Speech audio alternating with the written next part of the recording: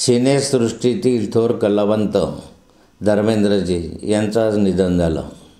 त्यांच्या निधनामुळे सिनेसृष्टीमधली एक महत्त्वाचं एक कलाकार तर गेलाच, पण कलाकृष्टीचं फार मोठ्या प्रमाणावर नुकसान झालं.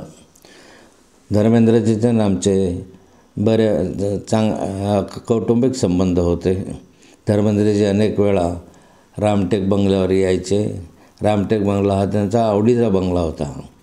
त्यामुळे बऱ्याच वेळात वेळ काढून ते त्या ठिकाणी यायचे आणि रामटेकच्या गिरिनंदीवर बसून गप्पा गोष्टी करायचे. हेमा मालिनी, त्यांचे मुलं मुली यांच्याशी आमचे बऱ्याचदा कार्यक्रमाच्या निमित्त आणि घरी जाऊन त्यांच्या भेटीगाठी झाल्या. त्यामुळे पारिवारिक संबंध निर्माण झाले. मी त्यांचा एक चाहता होतो. लहानपणापासून त्यांचे सिनेमा मला आवडायचे आणि अशा त्यांची जी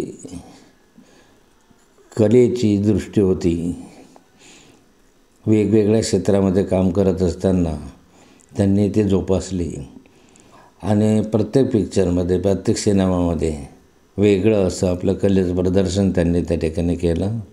असा हा थोर कलावंत आज आपल्यातून निघून गेला. त्याबद्दल मी अतीव दुःख व्यक्त करतो आणि त्याच्या कुटुंबांना त्यांचं जाण्याचं दुःख सहन करण्याचं धैर्य द्यावं एवढी ईश्वरचरणी प्रार्थना करतो.